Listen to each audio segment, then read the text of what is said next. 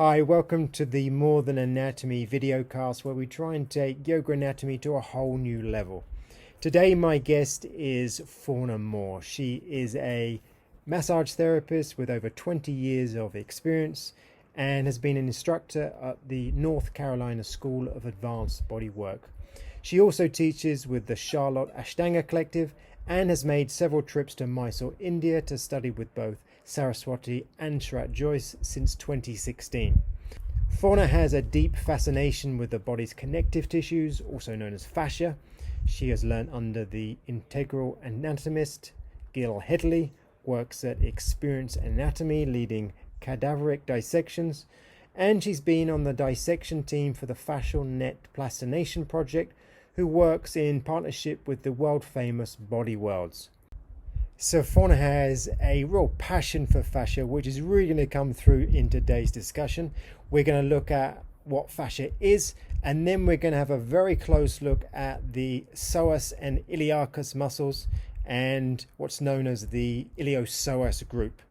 There's going to be a whole lot of new understanding that you're going to gain from this talk. So with that all said and done, let's begin.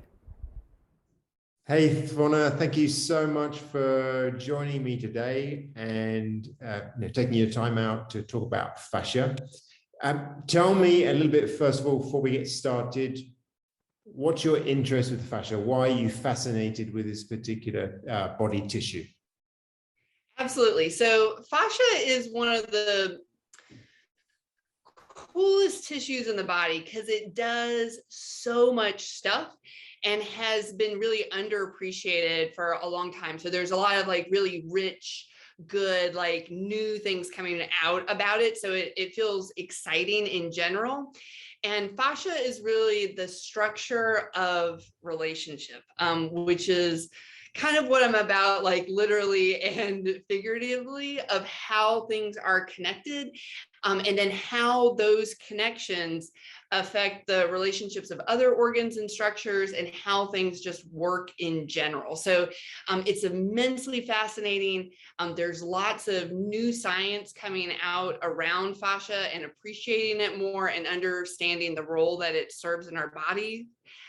Also as a yoga practitioner and body worker, it's like the medium that we're really often working in that we don't even acknowledge and notice that it's there. We think about all these fancy named muscles and structures, and it's this muscle or that muscle that's causing your problem, rather than the fascia being the thing that really connects them together and establishes the relationships that they have and has a huge role in how we feel pain and how we experience the world. Wow. There's a lot of stuff going on right there. So for someone watching this today, they will maybe have heard of fascia before, maybe they know a little bit. For the layperson, can you kind of define what fascia is in a bit more detail? What it's made from, how it connects, what it does?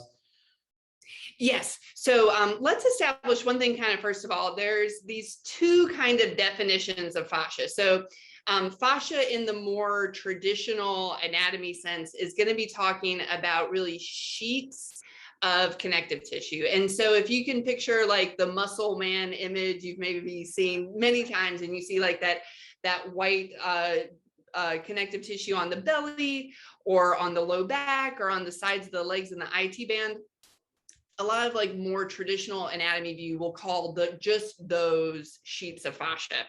I'll be using a much more expanded definition of the fascial system, which of course includes those large, dense, well-organized bits of fascia, but then also the fascia that's around all of our muscles, that's around all of our organs, that surrounds our nerves and blood vessels, that really forms our joints, even is the tendons and ligaments, and by some definitions even includes our bones themselves. So this much more expanded view of how all the connective tissue relates to each other.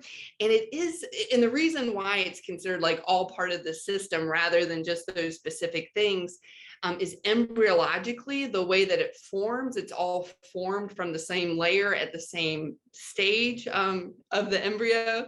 And then also it's really made of the same material, just in different ratios depending on what it is and where it is, right? So when we talk about this connective tissue, it's all made of collagen and elastin are really the two main things, as well as water, hyaluronin or hyaluronic acid, even though it's not really an acid, we can call it HH or HA for ease, as well as water and other things inside that extracellular matrix. And so the fascia, depending on whether it's like your IT band or a tendon, maybe organized one way, or it must maybe much more like loose, they call it loose areolar connective tissue, and so a lot of names, and so we'll talk about it in a number of different ways. Okay, so fascia really, would you describe it as a scaffolding of body tissues? It kind of connects everything together?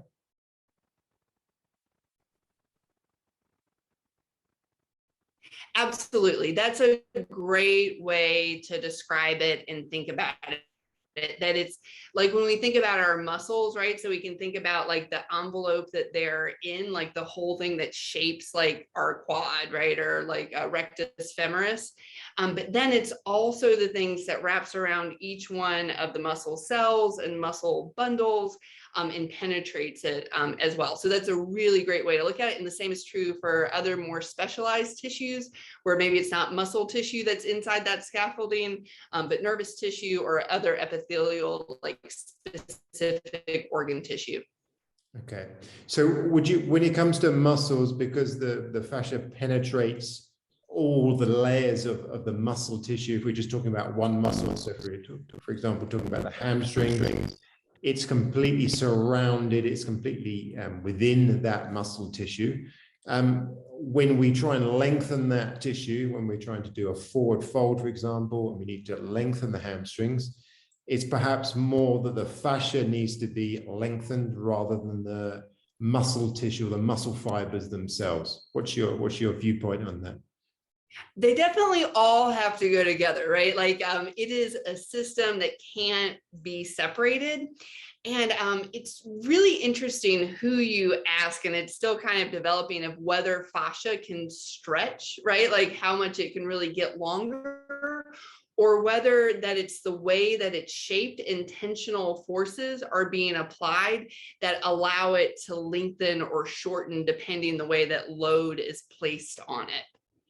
Okay, okay. And then you're saying fascia itself has a nerve supply, so it can feel pain. So if you injure the fascia, it can refer or relay signals of pain to the brain.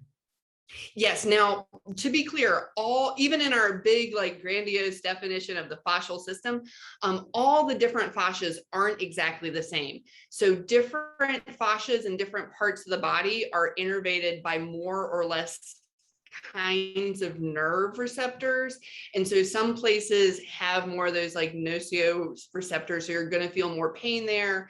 Some don't have any at all, right? So like the linings of our insides, right? That's why we don't feel the peristalsis of digestion happening, is because it's actually fascia that's like intentionally non-feeling. Whereas a lot of times we experience pain, like there's a bunch of pain receptors in the fascia of the low back. And so that's a place where lots of folks experience pain. And so it's interesting to see how the relationship of pain and structure can start to line up relative to the connective tissues. Okay. Now, a few years ago, I was reading an article by a specialist in fascia. I really can't remember the name. It doesn't come to mind right now.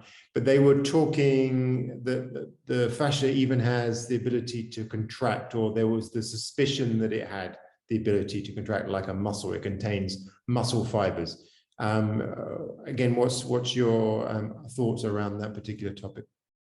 So a great way to maybe relate to it personally, hopefully you've never had this experience, but in case you have had a deep cut, and And so even, so of course, right underneath our skin is all this like fatty yellow layer, but that's maybe not the only place that that information is coming from, or that layer, but that part of the wound healing process, right?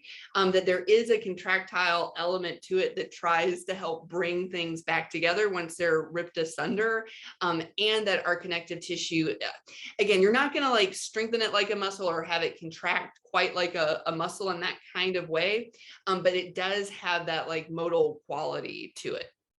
Okay, okay. So when we're, because you're a keen Ashtanga Vinyasa practitioner, how many years have you been practicing? Ashtanga Vinyasa consistently since 2014, and I was first introduced to it around 2010.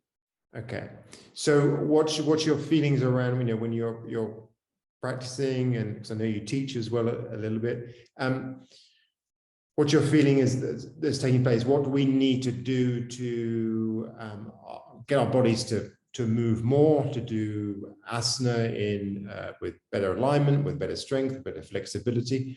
What's the role of fascia in that, and how can we maximize our practice? How can we work in a fascial way, so to speak, in terms of trying to get that tissue to allow us to do new and different things? So I think like two really fun kind of parts to the answer to that question. So one of them in general with our movement practices related to fascia. So a big role that fascia has is in proprioception and interoception. So it lets our bodies know where they are in space. So in a yoga practice, that's huge.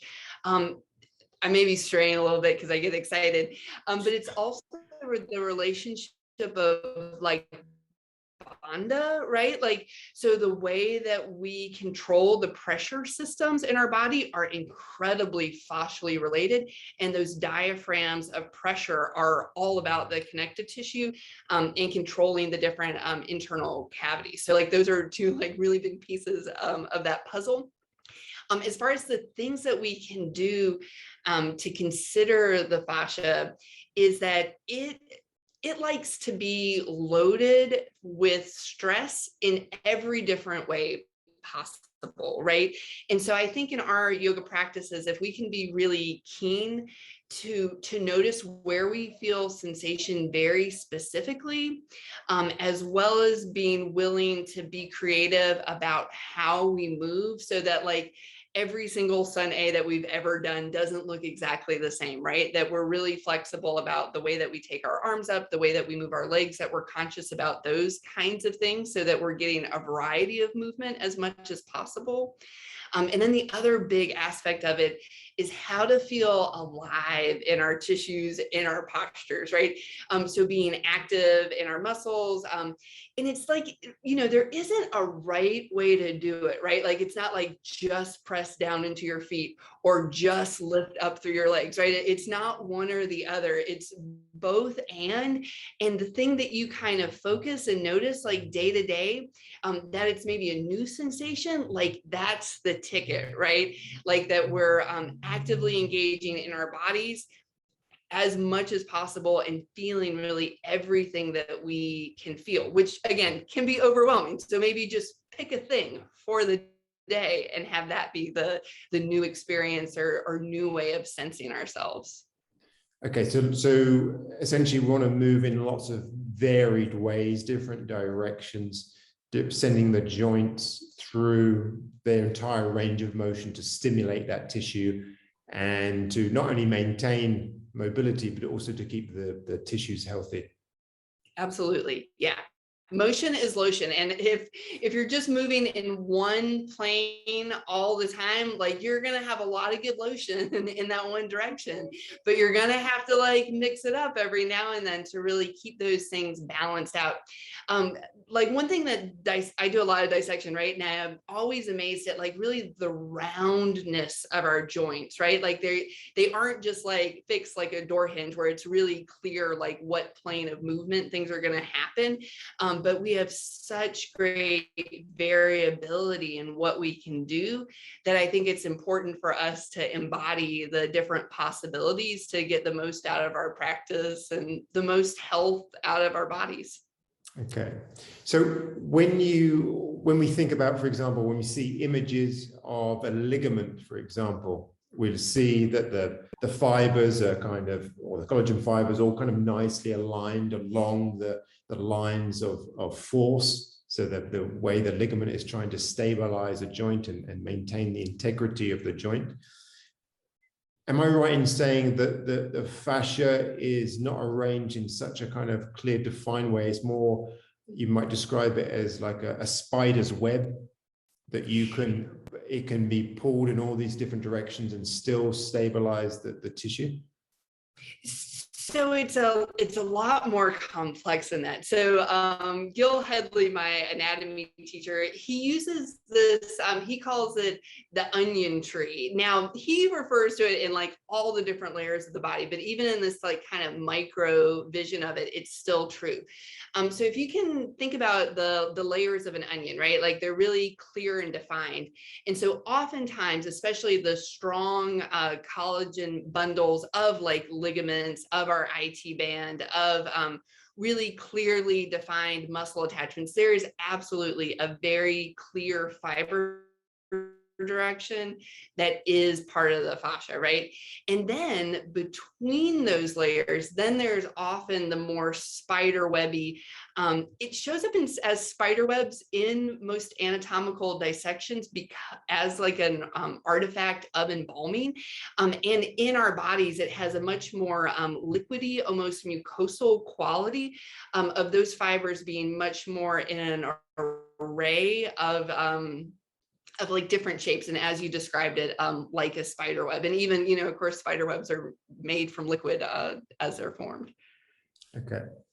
So when I think about fascia and my basic understanding of it, because unlike you, I'm not as excited about fascia as you, but I love your passion for this topic, and it's great to speak to you and learn more about this tissue. My basic understanding of it is that it's a connection really from the toes to the top of the head.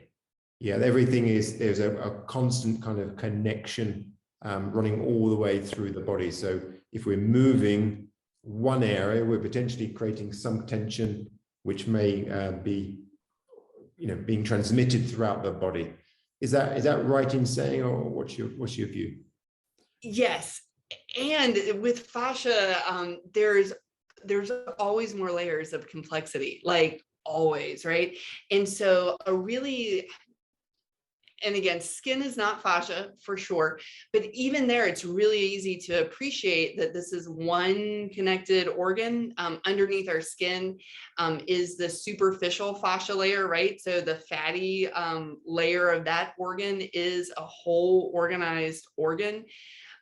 It's one of my little soapboxes, and this isn't maybe like, we can parse it out a lot of different ways, but the fatty layer, or the subcutaneous fat, as it's often called, or the superficial fascia, according to Gray's Anatomy, it is one thing, right?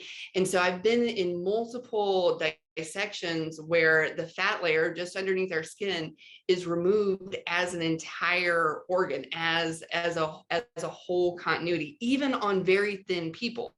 So it's not that just because there aren't lipids there aren't the fat globules there, that the layer doesn't exist. It still exists just underneath the skin.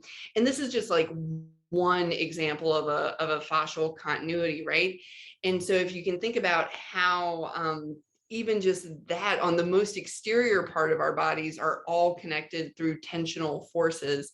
And then so to go under that with the muscle layer as well, it's connected in maybe not a similar way. It's a lot more varied when you get to those layers, but there are fascial relationships all over. And even in our gut, right, in our abdomen, the peritoneum, so that fascial bag underneath the musculature of our organs, all of the organs have a fascial relationship to that then can even be traced to to our muscle layers as well. And again, it gets a little like you really gotta dive down the wormhole. It's not necessarily completely obvious, but it does exist. Those fascial, muscular, visceral connections. Wow, wow. Now, as you're speaking, there's so many questions coming to mind that and then you say something else, and then I get a little bit distracted almost. Oh, it's exciting stuff. There's so much great information that you're giving. Now, one question that I have, first of all, is we've talked about movement in terms of moving our body in different directions, but when we were chatting recently, you mentioned that fascia likes some impact and stress in other ways as well. Can you talk a little bit about that? So one of the really neat things about fascia and the perifascia, or that kind of like membranous stuff, it is a viscoelastic material, right? And so the way that we interact with it has a lot to do with the way that it responds. And again, variety being it's like a favorite thing of all the different things. And so to do things with a high impact, to do things to consciously stiffen the fascia can be really beneficial, right? Like, so if someone's a runner or trying to jump really high or doing things where they want their body to be really spring loaded, then they would want to interact with that fascia in a particular way where they do quick movements to add to the springiness of it and train in that kind of loaded way. Whereas we talked about like yin yoga practitioners, right? So like with viscoelastic materials, if you were just to like smack it, right? Like it would become like a wall or like a hard surface. You wouldn't be able to sink into that liquid. But if you approach that viscoelastic liquid like a very hot bathtub, right? And you just could like put one little toe in it at a time, you could sink into that bathtub like quicksand or you know, like a tub of water. You wouldn't have that same kind of resistance. And so fascia is really unique, is that it interacts in that same way. And so you can have that like slow melt in and have the fascia respond a certain way, or you can have those high impact things where you're working to, you know, have the springiness and have the reflexiveness of fascia helping you for other purposes. Okay, so that's a really interesting kind of point or topic. So if, for example, we want to try and create more length, so we're not a sprinter or a jumper, and we're a yoga practitioner and we want to generate more flexibility, or we're stiff and we want to generate more flexibility, is the best way to move slowly? Because recently on Instagram and Facebook, I've seen different courses, ballistic stretching, more kind of faster, more rapid type stretching techniques. Where do you stand on that in terms of working most efficiently with fascia? So I think it's a multi-layered approach. So to have access to the range of motion, right? Like let's say you're trying to put your leg behind your head, right? And you're going to try to do what you can to stretch your external hip rotators because your leg comes nowhere near close to going behind your head. So then maybe you would do some long, steady holds over a period of time to see if you can build that passive range of motion. And then slowly over time, after you had the range, then you would work on controlling that range, right? So that you may start adding some load to it. You may start trying to like consciously, like physically move your leg into those spaces without it being a passive stretch, if that makes sense, right? So like passive stretching can be good to get the range to start to take your body there. And then the next step would be learning how to control your joint once it's in those positions. And then like next step might be adding load to that joint so that it can move in even a stronger way. Okay. That's great information. So we talked about movement, okay, and one of the questions I wanted to ask in terms of the health of the fascia and that tissue, is there anything that the fascia doesn't particularly like? So I imagine there's some bad habits that some people have that the fascia doesn't like. smoking, alcohol, sugar? Do you have any kind of understanding from that kind of perspective? So our bodies loves water, and staying hydrated is super good. Nicotine, I'm really curious. So I have a friend who's working in a lab right now, and she has a donor that has really unique connective tissue, who they found out was a heavy smoker, and even I think passed away due to undiagnosed lung cancer. And the person's connective tissue is very unique, and the collagen doesn't seem to be as strong or patterned the way that we would typically see. Now, again, that is just an anecdotal kind of thing. I don't think that's like hard science on it, but we're super curious of like, is that the reason that this person has kind of, they have a muscular build, but really seeming deficient in what we would expect their connective tissue to look like. And then the other kind of part of what to eat, as far as sugar and alcohol and those kind of things, any anti-inflammatory foods are going to be better for your connective tissue, because fascia and those kind of interstitial spaces between the muscles, between the organs, is often where those other kind of chemical components of inflammation live. And the more that, or rather the less inflammation you have, the healthier those tissues are going to be, right? So if you can think about like the inflammation that comes along with arthritis, they really go hand in hand. Prolonged inflammation can lead to arthritis and other kind of degradation of the joints, which inherently affects the connective tissue around those joints. Okay. I mean, you must have, I mean, around nicotine, and as a massage therapist, and obviously myself as a chiropractor, when I inspect the quality of muscle tissue, particularly when I've looked at, for example, the back musculature, for whatever reason that might be, a smoker, their tissues, you almost instantly know that they're a smoker. When you put a little bit of pressure, there's a certain tightness, because obviously muscles have nicotine or nicotinic receptors, and therefore can become very tight because of that. I'm sure you've experienced that yourself with your clients in the past. Yeah, I'm thinking about that right now. I was like, oh my God, that's what's going on with that lady. Yeah, unfortunately, we don't always know the medical history in the dissection lab to know for sure what someone's habits were. It's interesting with lungs in general that if someone, really all of us humans at this point, have quite a bit of carbon deposits in our lungs, even if we're non-smokers, just as an environmental factor. So sometimes it can be hard to tell for sure, but you're absolutely right. I do think that there are some things that kind of lead to like to point at someone having a lot of nicotine use. So one of the things that we wanted to try and chat about today was around psoas. So looking at the muscle and kind of considering, working with that muscle, lengthening that muscle, strengthening that muscle, and also its relationship to the organs and the fascia around it. Can you kind of run us through where this muscle is located in the body? It's a muscle that obviously many people know the name of, but they might not know that much actually about it. Yes, and I'm gonna default to my model, which I have. So the lab that I work with is called Experience Anatomy in Charlotte, North Carolina. They are so kind to let me use this plastinet from the makers of the Body World exhibition. So this is a real human donor whose tissue has been preserved through this process of plastination, which pretty much turns the tissue into a form of plastic, while perfectly preserving all of the structures underneath. So it's a really neat process.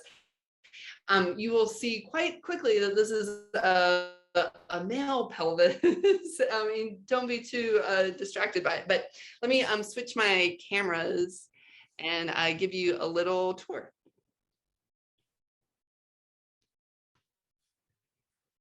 So here we are looking at our plastinet. And just to give you a little bit of the rundown. So this is about L4, so the fourth lumbar vertebrae here. This is the front of the pubic bone here. These are the two sides of the hips. And then right here would be kind of like where our pointy hip bones would be. And then the navel would be kind of right about in this kind of space. So just to give you a little bit of the lay of the land. And then here we have our psoas muscle. Now, psoas extends even above this, can't see my hand on the screen, but to where the diaphragm connects. And then so you can see it really runs on the sides of the spine. It runs over the front of the hip. So the inguinal ligament would be kind of here, and then psoas runs right underneath it. And then it dives deep to attach to the lesser trochanter, which is a bony prominence on the back of the femur. Now, some of the other things to know is I'm going to tilt this forward so you can kind of see the top of it here. Doing okay? Okay. So here we can see the vertebral body here. The spinal cord is here. Just to let you appreciate how deep psoas is, it's really on the sides and the front of the spine. Here we have our erector muscle group, and then QL right here. So that's, I think, a thing that's often underappreciated about psoas is really the depth inside the body. Now, because of its position on the front of the spine, it crosses the hip joint and then attaches to the leg. It's unique, as in it's the only muscle that attaches your spine to your leg. So you can imagine for like breathing and walking, any kind of coordinated movement, it plays a really big role. Also here we have the tendon of psoas minor, which psoas minor exists in about 85% of the population. So there's quite a few folks who just naturally don't have one. And then the other like well-known aspect of psoas is the ilio part of iliopsoas, so iliacus. And so iliacus is really painted on the inside of the pelvis, right? So this is the inside of the hip. It crosses, again, the front of the joint, really at that same place as psoas, and then they attach together on that lesser trochanter. Psoas really does the most with spinal flexion, and iliacus here does the most with hip flexion. But together, iliopsoas is a flexor, so bending forward or bringing your leg to your chest. That's the muscle action that it does. Okay, so when we take the hip into extension, then we are going to be lengthening that muscle, and you're saying in particular the iliacus portion of iliopsoas. Yeah, absolutely. If this is where you're feeling it, is at the front of the hip, more than likely it's the iliacus or iliacus part of iliopsoas. And then it's really psoas, when it crosses the hip, it ends up getting very tendinous. There's not too much muscle fiber that attaches down low, but most of the muscle fiber comes from iliacus here. Okay, so I've got a couple of questions for you. So if someone wanted to try and palpate or try and massage that tissue, obviously there's a lot of other tissue in the way. Which parts are most accessible? So most accessible. So this is, again, so as not being shown on this plastident are all the other structures that live on top here. So you would have all your abdominal organs, and also, even though we have many of our nerves and vessels still in place, many of them have been removed. And so it is standard human anatomy over the psoas muscle that either the testicular or ovarian vein lives on top of this, as well as the ureter. So the tube that runs from your kidneys to your bladder also crosses over psoas. Oftentimes you'll hear body workers say that working psoas below the navel is kind of like the safe way to go about it. And that like may or may not be the case. The other thing about this really, so psoas at the hip crease is where it's maybe most accessible, it's most superficial, and you're most likely to directly touch it. But there's still, as you can see here, a bunch of different nerve bundles that cross in this area, as well as really large vessels as well. So it starts to get tricky then, right? So how are you going to dig around in this very, very deep muscle? And my suggestion would be, and how often it's found through palpation, and if you palpate it on yourself, is by finding the navel, by moving out a few inches to the side, and then letting the fingers just as gently as possible sink in towards the belly. And then if you're palpating this on someone else, having them lift the leg of the side that you're palpating, or if you're doing it on your own self, lifting the leg, and then usually psoas will just pop right into your hand, and that's a great way to palpate where psoas is. That's a great tip for that. So we've mentioned that, or touched upon, all these different organs. So in front of psoas, there's going to be the small and large intestine, or what else is around in that region? Yeah, so the small intestines anchor to really the front of the spine, kind of above where we can see here. And there's a huge nerve plexus there, the solar plexus. The other thing that's really interesting, in women, of course, our uterus is kind of right in this area. And depending on someone's individual anatomy, the fallopian tube leading to the ovaries can really almost be laying on top of psoas here.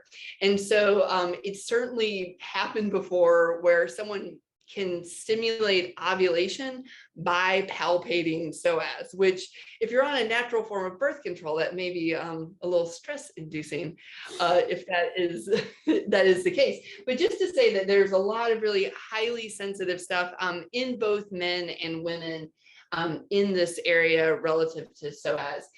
Besides, so the large intestines would be kind of on either side of psoas, or rather of iliacus, and then with the small intestines in the center. Also kind of right a little above where we can see would be where the kidneys live, as well as with the adrenal glands.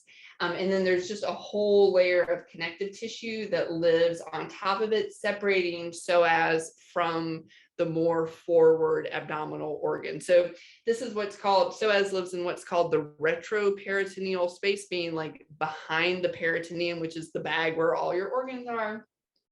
And that kind of interface is innervated by a lot of different nerves as well. The other thing to mention with psoas, which is really neat, that you can't see in this plastinet, but on the sides of the spine, so underneath where psoas is, like if we were able to just like slip in between here, our trunk of nerves called the sympathetic trunk that has a lot to do with our fight and flight responses. And so just to say that psoas has a really intimate relationship with our nervous systems, with that fight and flight response, as well as the different, this is the cutaneous femoral nerve, so it comes out to the side of the hip, as well as some of these urogenital nerves, and then some of the ones that follow the obturator and into the inner thigh. So a lot of different stuff. So where I've come to it at this point with how best to work with psoas is to help people feel inside their own bodies and to work with it from the inside, because it is such a proprioceptive place that it can really be a region of great like self-feeling. Okay. Just amazing detailed information you're giving us, Fauna. So thank you so much for that. Now, when we've talked about trying to lengthen psoas, taking the hip into extension of the thigh behind the pelvis somewhat.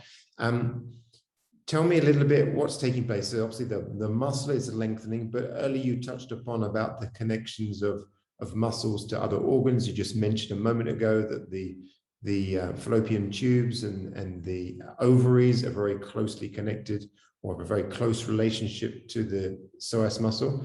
What else is around there? So when we're lengthening that tissue, how else might we be affecting the organs in that region? So the other part of it, right? So if you're taking the leg back into hip flexion to stretch psoas, awesome and good. And then the other big component to consider is the spinal portion of it, right? And so of course our lumbar curves really deep inside our bodies, right? So we can picture that curve going in like towards the pelvis. And that's the natural place that it lives. And so to get a stretch, we really have to try to bend our spines the opposite way. So it sounds a little counterintuitive because the psoas does spinal flexion, right? And spinal flexion with the hip extension is one of the ways to access the higher portions of psoas, if that makes sense. And I get that sounds counterintuitive, but if you allow the low back to just really come forward and to increase that low back curve, then you're likely to miss out on engaging the upper portion of psoas in a stretcher movement. Can you, for anyone watching this, can you describe that in a bit more detail? So in terms of perhaps giving an example of a posture that you might achieve what you were just mentioning.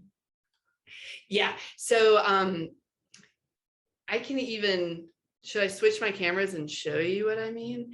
Or just, yeah, you're like, sure, whatever, we're up for all the things. Okay. Cool. So, and I may be too close, but we shall see.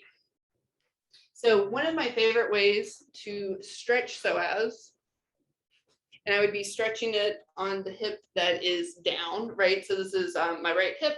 My left foot is going to come forward, and I won't feel very much just here. And so, you know, to get the leg going back, I can start to tip my hips forward, and maybe I start to feel a stretch right here. But if I want to get the upper portions of psoas, I really have to take my spine back, right? So that my hips are going to tilt posteriorly and then come forward if I'm going to have any chance of interacting with psoas up here. Because if I just hang out like this, nothing is happening. But if I take the spine back and keep it as long as possible and really focus on curving all this under, then there's a chance that the upper portions of psoas may get involved as well. Depending on an individual's body structure, they may have to approach these movements differently because it is so unique and so individualized. That's a really great point that you just made in terms of some people will feel a certain stretch or a certain sensation in one posture, and then the next person doesn't feel it at all, and just a slight modification in body position or alignment can transform that posture for one person who wasn't feeling it before. Because we are so unique, and we don't often appreciate that when we look at anatomy texts. Everything is depicted the same, but just look at us now. You know, my nose is different to yours, my ears, everything is so different. So the muscles, the bones are also very different in all of us. And those little like nuanced differences in just how our joints are angled, the actual like size of the ends of the bones and how they're shaped, just that are a slew of different genetic and functional factors play a huge role in how movement plays out in our body. So my biggest advice to anyone playing with these is try lots of different things out.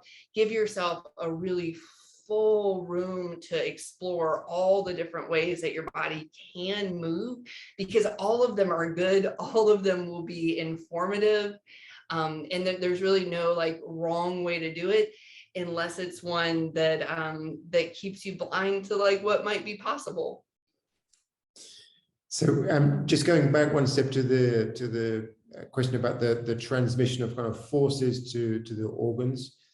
So when we're doing that kind of stretch, we're potentially stimulating lots of different things. We might be even stimulating or putting pressure into the kidneys, and therefore may affect their function. It may put tension into or pressure into the digestive organs. Can you speak a little bit about that? Yeah, and I wouldn't, so it would be really hard. I think the way that the body's structured, right? So the back is super armored, right? Like the ribs go down pretty low, the hips come up pretty high. We have the strong like structure of the spine in the center. And then in the front, in the stomach, we have all the soft bits, right? Where there's like easy, that's like the scapegoat, right? So wherever there's pressure, if our bellies are soft, then all of those organs and things have like a place to go. I think of it more as like the overall or more like global tension in the system that can have a long term effect on the organs in that way, where I don't think a particular movement, unless it's something really invasive or like really wild, is going to affect your organs in like a profound way, but more like consistent stress or like consistent like tension in the belly where everything is being held and doesn't have any room for even like the poop to like move around the system, right? Or if the breath is really challenged and the diaphragm can get really locked up, because your kidneys live in pretty close proximity to your diaphragm and the back side of your body, and so there's definitely a relationship there. So the breath, the way that we hold tension in our bodies as a whole would be the things that would have an influence on the organs and the kidneys over time, as well as the stress, right? So the kidneys are so cool. They live behind that retroperitoneal wall, right? So they're in their own like kind of wrapping of that connective tissue, and then underneath that wrapping, even in the thinnest person, as long as they're not like completely emaciated kind of thing, in a healthy individual, no matter how slim, that kidney is going to be wrapped in a really healthy, wonderful blanket of fat. And then within that fat, right above the kidney, is going to be the adrenal gland, right? And so there's going to be this like good nutritive communication packaging happening around the kidney and adrenal, and they're going to slide and glide and move out of the way and be where they need to be effortlessly without us thinking about it. And then, so if there's like constant tension, that would be the thing that would kind of like mess up their groove, not moving in a particular way as like a one of kind of thing. Okay, great.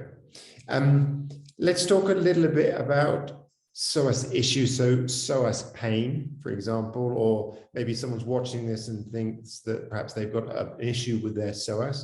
What might that individual feel? What might they feel in that area of psoas, or perhaps elsewhere at the back? What have you found in the body work that you do, and also with your understanding of that particular muscle?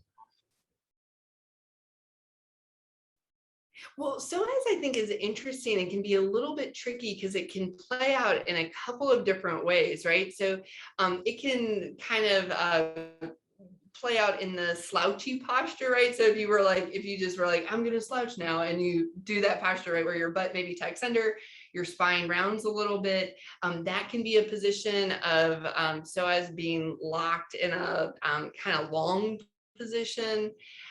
Or it can be kind of the opposite, where the front of the hip flexors are super tight, and where the pelvis gets really turned forward, and where folks just feel a ton of pressure at the front of their hip, right? And so it can kind of really go either way, of folks maybe having something deep and sometimes sharp feeling in the low back, or just really feeling like there's steel cables in the front of their hips that just feel like a tension that they can't necessarily let go of. For those, I think stretching them in kind of some of the ways that we talked about can be helpful for certain individuals. Also just sitting with their psoas, with their bodies in a way that's completely no stress. Now, admittedly, this posture is not for everyone, but it's probably for 95% of people, maybe more. But if you've heard of the constructive rest position from the Alexander method, it may also be used in some other kind of somatic methods. And are you familiar with this? Where you would have someone lay on their back, and then either have their feet in like a pre-bridge position, so just knees bent, feet flat on the floor, about hips distance apart, possibly using a strap just above the knee, so at kind of the bottom of the thigh, so the thighs stay really effortlessly nice and parallel, to allow the pelvis just to be neutral and free and to occupy the space where it wants to hang out. And so that kind of constructive rest posture, also sometimes done with the feet elevated so the knees are bent 90 degrees, can be a really nice, gentle way to start the conversation of how does my psoas feel? Where would my psoas like to be in space? And how does that relate to the position of my pelvis and spine? That's nice. It's interesting that you mentioned that. I wasn't aware that that position was used in Alexander technique. I'm not that familiar with that particular method, because that and position maybe I get them confused sometimes. So apologies to any Alexander people. If you're actually Feldenkrais people, my poor little wires, they get crossed. But I essentially can concur with that in terms of that position, particularly in my experience of lying on the back with the knees kind of above the hips, the knees bent at 90 degrees with the legs resting on a chair, with a strap stabilizing the legs, just finding pelvic neutral so that the lumbar curve is there a little bit and just kind of hanging out. It can be a deeply relaxing place for that region of the body, and particularly for psoas, I've found, because I think that's an important thing or a point to perhaps discuss a little bit in terms of sometimes a muscle can be unhappy, can be painful because it's contracted, it's weak. There can be different reasons, and I think sometimes we can get into the trap of just trying to stretch a muscle out because it's painful. But actually the opposite may be true. We actually need to put it in a shortened position to let it relax, or put it in a shortened position to strengthen up. And as we either relax it or strengthen it up, and then it becomes happier and it starts to release off, and you don't actually need to stretch because now the muscle is happy to kind of let go. Is that your kind of feeling in your experience, or what are your thoughts? Yeah, I agree with you 100%, Rob. Like, absolutely. And I even think about it as like when a muscle is unhealthy, it's when it doesn't want to change, right? When it gets like stuck in any position, whether it gets stuck short or gets stuck long, whether it's hyper contracting, like over strong, or whether it's hypo, like under strengthened.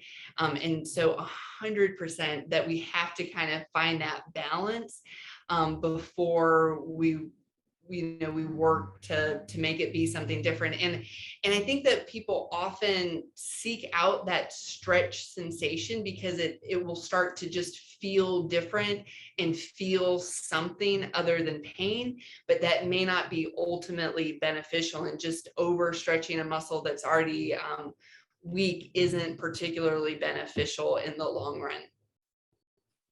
Cool. Now, tell me a little bit about your understanding of the relationship of psoas to other muscles. Now, there's often a relationship talked about with psoas or iliopsoas and piriformis. So I'm interested to know what your relationship or your understanding of that, and also in some occasions or some instances, there may be problems in those muscles affecting psoas, or psoas affecting those muscles in that reverse direction. Yeah, so I think some of the big, like, and I'm like turning back to my plastinate here, are some of the big connections are psoas with the diaphragm, which we already kind of touched on. One that's maybe a little bit harder to see is psoas with pectineus, which is another your highest adductor muscle, and really where they attach in a really similar place. And so often I think folks who have a lot of tension and pain at the front of their hip, it can be related to both psoas, pectineus, as well as the upper portion of the quad. That together can really like make for those like massively tight steel cables that sometimes show up at the front of the hip. Now, the relationship with piriformis is a little bit less direct, but I think that piriformis can have a lot to do with the position of the sacrum, which then leads into the position of the hips in general. And then that's where more the psoas piriformis relationship can be. But if you notice, like psoas kind of skims the front and doesn't have such a huge role in my mind in the placement of the sacrum directly. I'm not saying it doesn't have a role with how it positions the hip and the spine, but it isn't like connected to the sacrum the same way piriformis is. I think piriformis is super cool because and access. So this is a hemisected pelvis, again, just to give you a little lay of the land. This is the front of the sacrum here and the lumbar vertebrae. So piriformis, hold it in this hand, actually connects to the front side of the sacrum underneath and then comes out and around. And so that's why piriformis has such a relationship with like sciatic pain. The branches that become the sciatic nerve also come out here.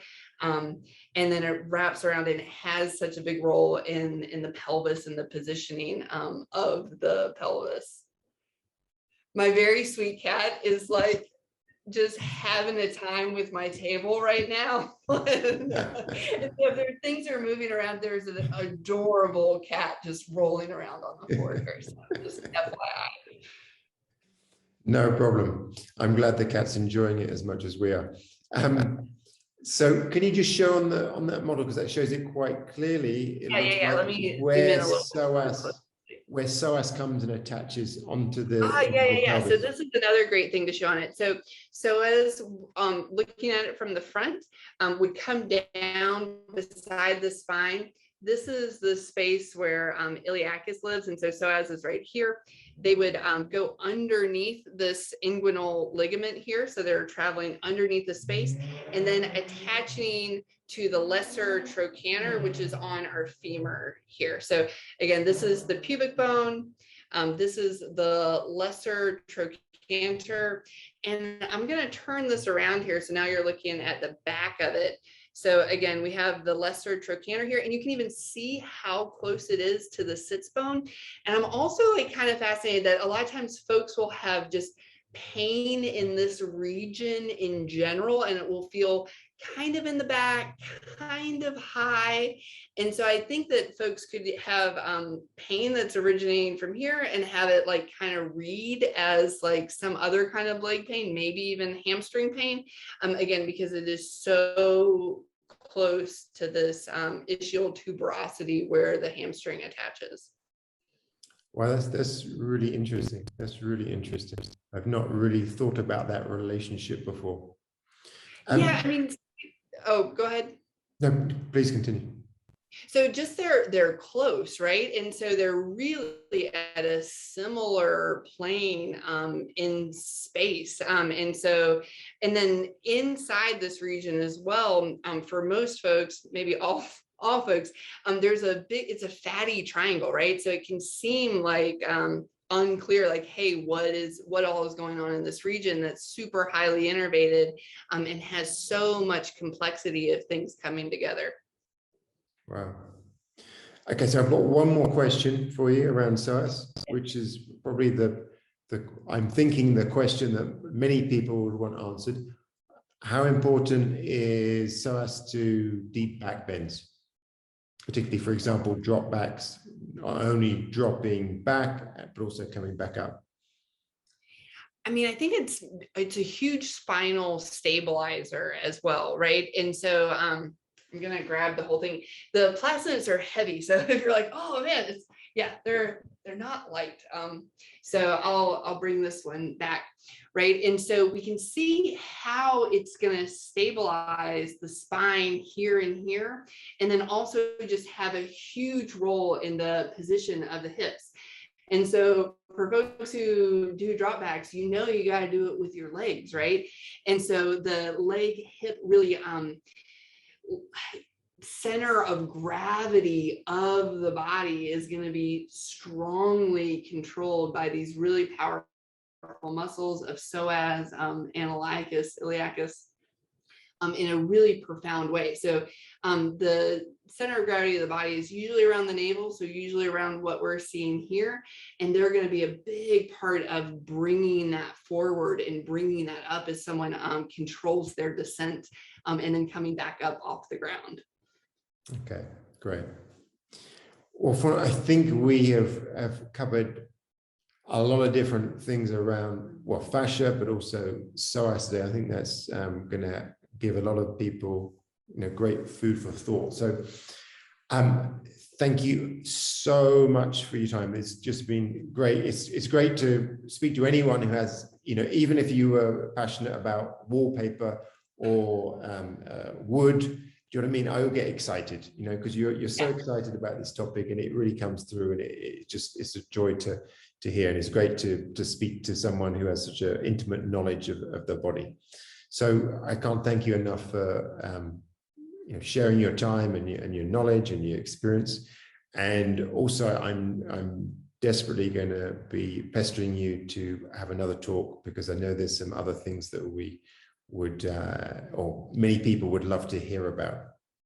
Absolutely, Rob. It is always a pleasure to talk to you. If anybody's curious about finding out more about me, I think my website is theMysorelab.com. You can also look for Experience Anatomy to find out more stuff about them. They have a really great Instagram page, as well as the Fascia Research Society. If you're like stoked on fascia, they're a really great place to find well-researched articles and papers that are cutting edge and being published like today and yesterday. You know what I mean? Really, the newest of the new good information coming out.